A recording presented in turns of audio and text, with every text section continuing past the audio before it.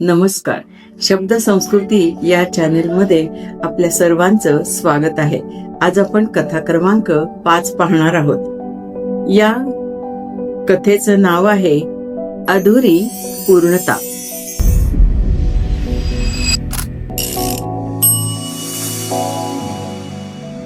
एका सैनिकाच्या जीवनावरची ही कथा आहे. बघा तुम्हाला कशी वाटते. सह्याद्रीच्या दऱ्याखोऱ्यात वसलेल्या एका छोट्याशा गावात पावसाची रिपरिप सुरू होती. मातीचा तो मृदगंध काळजाला भिडत होता. याच मातीत वाढलेला रांगडा पण मनाने हळवा असलेला विक्रम आज पुन्हा एकदा सीमेवर निघाला होता. अंगणात उभी असलेली सई डोळ्यात पाणी लपवण्याचा आटोकाट प्रयत्न करत होती. पण विरहाच्या या क्षणी शब्दांच्या पेक्षा डोळ्यातलं पाणी जास्त बोलकं होतं. त्यांच्या प्रेमाची सुरुवात एखाद्या निखळ वाहणाऱ्या झऱ्यासारखी झाली होती. पुण्याच्या एका नामांकित कॉलेजमध्ये विक्रम आणि सई एकाच वर्गामध्ये होते. विक्रम कसा होता तर शिस्तप्रिय, NCC मध्ये जाणारा, वर्दीचे स्वप्न उराशी बाळगणारा एक निष्णात छात्र सैनिक आणि देशासाठी काहीही करून दाखवण्याची जिद्द बाळगणारा. तर सई होती सुंदर, नाजूक, साहित्याची आवड असणारी, कवी मनाची आणि शब्दांची खेळणारी, अत्यंत हळवी होती. कॉलेजच्या आवारात एका मोठ्या अमलताशाचा म्हणजे बहावाचा वृक्ष होता.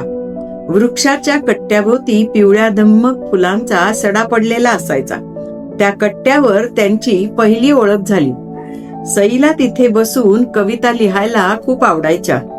एकदा खूप जोराचा वारा सुटला आणि सईच्या हातातील कागद उडून विक्रमच्या पायाशी जाऊन पडले. त्याने ते कागद उचलले आणि तो वाचू लागला. ती आईवर लिहिलेली एक सुंदर भावनिक कविता होती. विक्रम कागद परत करताना म्हणाला, छान लिहिता की तुम्ही. सईने लाजून मान खाली घातली. तिथूनच सुरू झालेली ही ओळख हळूहळू मैत्रीमध्ये बदलली. कॅन्टीन मधला चहा, बनमस्का, लायब्ररी मधला अभ्यास, चर्चा, बस स्टॉपवर तासनतास चालणाऱ्या गप्पा, एकमेकांची वाट पाहणं, सुखदुःखाच्या गप्पा शेअर करणं, हे सगळं त्यांच्या आयुष्याचा एक अविभाज्य भाग बनलं.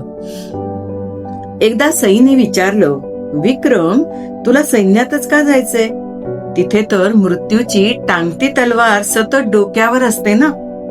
विक्रमने एकटक तिच्याकडे पाहत लगेच उत्तर दिलं, सईबाई, प्रेम केवळ माणसांवर नसतं, तर ज्या जमिनीवर आपण चालतो, ज्या हवेमध्ये आपण श्वास घेतो, त्या मातीवरही असतं.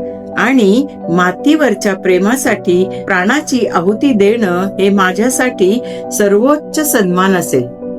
विक्रमचे हे उत्तर ऐकून सईला पहिल्यांदाच जाणीव झाली की ती ज्या माणसावर प्रेम करते तो केवळ तिचा नाही, तर तो संपूर्ण देशाचा आहे.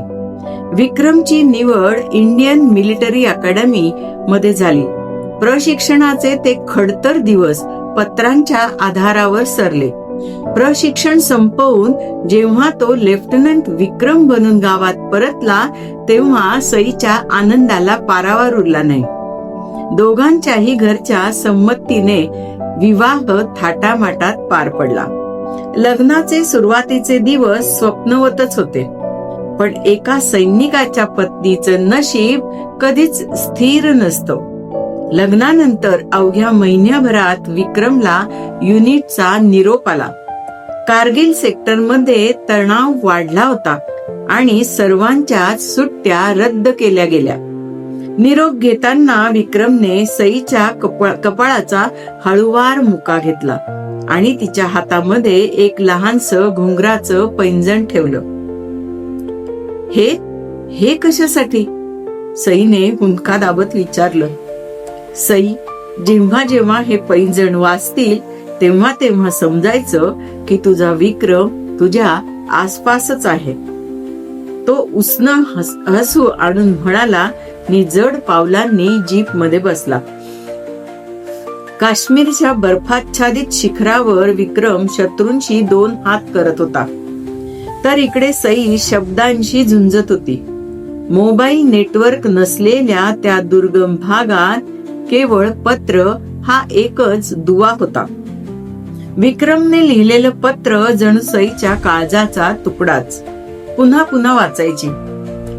प्रिय माझी सई, इथे रात्री इतकी शांतता असते की मला तुझ्या पैंजणांचा आवाज स्पष्ट ऐकू येतो. समोर शत्रूच्या बंदुकीच्या गोळ्यांचा वर्षाव सुरू असतो, पण माझ्या कानात मात्र तुझेच शब्द गुंजतात. सई, मला सांगायला अभिमान वाटतो की ज्या तिरंग्याला मी रोज सलाम करतो त्या तिरंग्यात मला तुझंच प्रतिबिंब दिसतं. तू देशाची कन्या आहेस आणि माझी पत्नीही. तुझी आठवण आली की माझ्या खिशातलं ते छोटंसं पाकिट काढतो. तू दिलेला लाल गुलाबाचं ते फूल वाळलेलं असलं तरी अजून जपून ठेवलं आहे.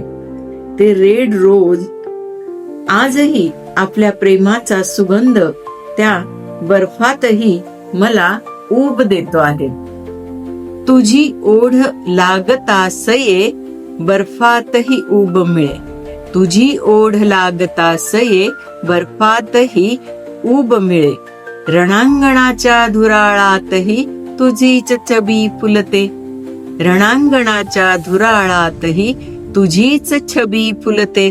श्वासावर नाव देशाचे अनकाळ जात तू असते. म्हणूनच संकटात माझी तलवारही हसते. तुझाच विक्रम. सईने दिलेलं उत्तरही तितकंच हृदयस्पर्शी होतं. पहा काय लिहिलं. प्रिय विक्रम, तुम्ही तिथे माझ्या अस्तित्वासाठी लढताय म्हणून मी इथे मुक्त श्वास घेते. लोक म्हणतात सैनिकाची बायको असणं कठीण असतं, पण मी म्हणते ते अभिमानास्पद असतं. तुम्ही काळजी करू नका. आई बाबांची मुलगी बनून त्यांची काळजी मी घेते आहे. तुमचा विरह सोसवत नाही, पण आता एकच मागणं आहे. पुढच्या वेळी येताना स्वतःला सुखरूप घेऊन या.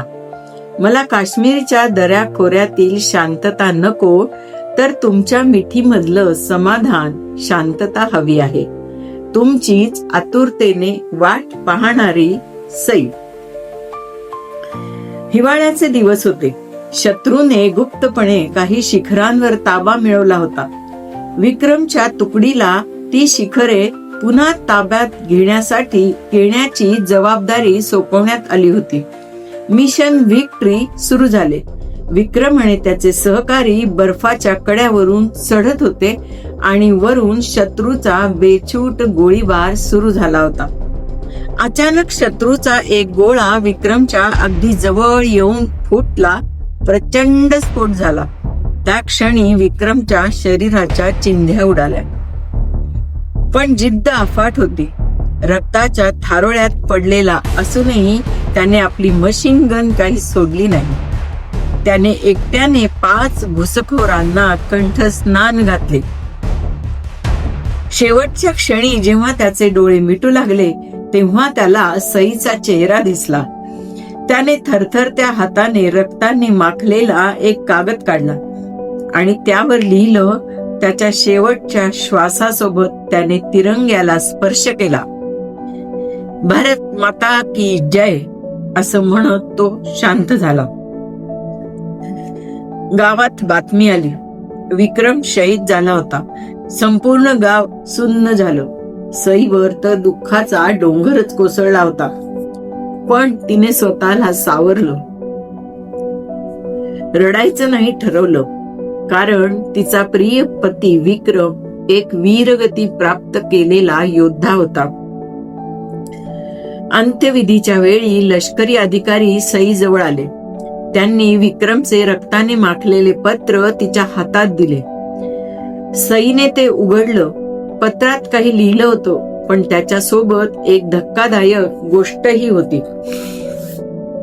पत्रात लिहिलं होतं, सई, मी जातोय, पण तुला एक गोष्ट सांगायची राहून गेली. आपल्या लग्नाच्या वेळी एक सोन्याची अंगठी तू मला दिली होतीस. ती माझ्या एका सहकार्याला राघवला दिली, कारण त्याच्या मुलीचं लग्न आहे आणि त्याच्याजवळ पैसेच नव्हते. मला क्षमा कर. तुझी प्रेमाची खूण मी दान केली, पण त्या बदल्यात मी तुला काहीतरी खूप मोठं देतो आहे. सईला काहीच समजेना. पत्राच्या खाली एक लहान पाकिटात विक्रमने त्याच्या रक्ताने माखलेलं मेडल ऑफ गॅलंट्री म्हणजे शौर्य पदक आणि एक छोटीशी चावी ठेवली होती. सोबत चिठ्ठीत लिहिलं होतं, बँक लॉकर क्रमांक 402. लग्नानंतर सईने विक्रमला एकदा विचारलं होतं, माझ्या नावाने तू काही ठेवलंयस का रे?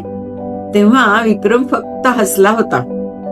अंत्यविधीनंतर सई जेव्हा बँकेत गेली आणि तिने तो लॉकर उघडला तेव्हा तिचे डोळे विस्फारले.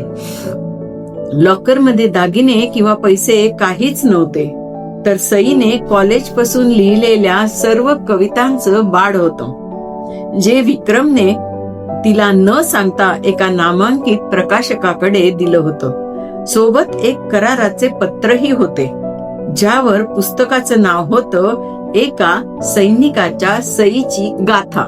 पण त्याहून मोठा ट्विस्ट तर पुढेच होता. त्या कागदाच्या खाली एक वैद्यकीय अहवाल होता.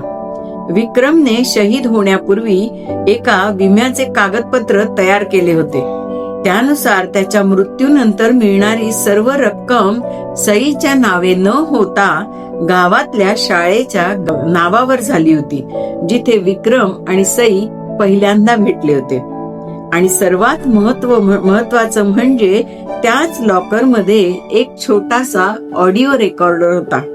सईने तो चालू करताच विक्रमचा आवाज घुमला, सई, हे वाचताना मी तुझ्या जवळ नसेनही, पण तू दिलेल्या त्या अंगठी बदल्यात मी तुला लेखिका म्हणून ओळख दिली आहे.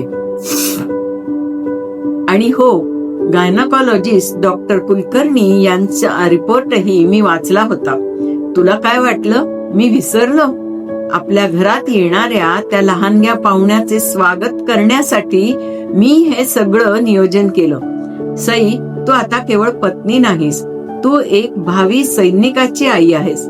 आपल्या मुलाला हे पुस्तक नक्की वाचून दाखव आणि सांग बर का, त्याचा बाप आजही मातीमध्ये जिवंत आहे. सईच्या डोळ्यातून आनंदाश्रू वाहू लागले.